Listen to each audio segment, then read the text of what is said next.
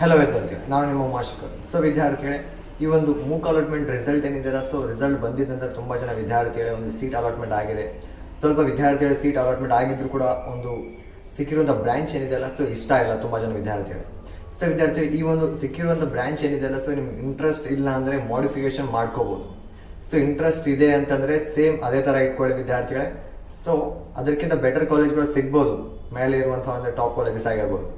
ಅಥವಾ ಸಿಕ್ಕಿರುವಂಥ ಕಾಲೇಜ್ನ ಆ್ಯಸ್ಟಿಸ್ ಹಂಗೆ ಬಿಟ್ಟಿದ್ದೀರಿ ಅಂತಂದರೆ ಅದೇ ಕಾಲೇಜ್ಗಳು ಸಿಗ್ಬೋದು, ಅದಕ್ಕಿಂತ ಬೆಟರ್ ಕಾಲೇಜ್ಗಳು ಸಿಗ್ಬೋದು. ಯಾಕೆಂದರೆ ಸಿಕ್ಕಿರುವಂಥ ಕಾಲೇಜ್ಗಿಂತ ಮೇಲೆ ಟಾಪ್ ಕಾಲೇಜಲ್ಲಿ ಏನಿದ್ದಾರೆ ಟಾಪ್ ಆರ್ಡ್ರಲ್ಲಿ ಆ ಕಾಲೇಜ್ ಇದ್ದರೆ ಅದೇ ಥರ ಇದ್ದರೆ ಇನ್ನೊಂದು ಒಳ್ಳೆ ಕಾಲೇಜ್ ಸಿಗ್ಬೋದು ಅಥವಾ ಅದೇ ಕಾಲೇಜ್ ಸಿಗ್ಬೋದು. ಬಟ್ ಸಿಕ್ಕಿರುವಂಥ ಕಾಲೇಜ್ ಇಂಟ್ರೆಸ್ಟ್ ಇಲ್ಲ ಅಂದರೆ ವಿದ್ಯಾರ್ಥಿಗಳು ಕಂಪಲ್ಸರಿಯಾಗಿ ಅದನ್ನು ಚೇಂಜ್ ಮಾಡ್ಕೊಳ್ಳಿ ವಿದ್ಯಾರ್ಥಿಗಳೇ. ಸೊ ಆ ಥರ ಮಾಡೋದ್ರಿಂದ ಏನಾಗುತ್ತೆ ಅಂದರೆ ನಿಮಗೆ ಬೇರೆ ಕಾಲೇಜು ಮತ್ತು ಅದೇ ಕಾಲೇಜ್ ಅಲೌಟ್ ಆಗೋದಿಲ್ಲ. ಸೊ ಕಂಪಲ್ಸರಿ ಇಂಟ್ರೆಸ್ಟ್ ಇಲ್ಲದಂಥ ಕಾಲೇಜನ್ನ ಡಿಲೀಟ್ ಮಾಡ್ಕೊಳ್ಳಿ. ಹಾಗೆ ಸೀಟ್ ಮ್ಯಾಟ್ರಿಕ್ಸನ್ನು ಕರೆಕ್ಟಾಗಿ ಅನಲೈಸ್ ಮಾಡಿ. ಸೊ ನಿಮಗೆ ಎಲ್ಲ ವಿದ್ಯಾರ್ಥಿಗಳು ಏನಾದರೂ ಸ್ವಲ್ಪ KCET ರ್ಯಾಂಕ್ ಜಾಸ್ತಿ ಬಂದಿದೆ, ಸೊ ಅಂಥ ವಿದ್ಯಾರ್ಥಿಗಳು ಕಂಪಲ್ಸರಿಯಾಗಿ ಈ ಒಂದು ಚಾನ್ಸ್ ಏನಿದೆಲ್ಲ ಫಸ್ಟ್ ರೌಂಡಲ್ಲೇ ಸೀಟ್ ಅಲಾಟ್ಮೆಂಟ್ ಪ್ರಾಸೆಸ್ಸಲ್ಲೇ ನೀವು ಸೀಟನ್ನು ಪಡೆಯಬೇಕಾಗತ್ತೆ.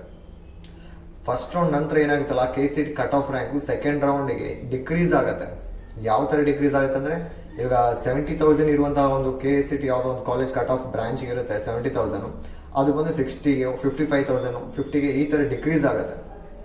ಸೊ ಹಾಗಾಗಿ ವಿದ್ಯಾರ್ಥಿಗಳು ಆದಷ್ಟು ಫಸ್ಟ್ ರೌಂಡಲ್ಲಿ ಸೀಟನ್ನು ಒಂದು ಪಡೆಯೋಕ್ಕೆ ಟ್ರೈ ಮಾಡಿ. ಹಾಗೆ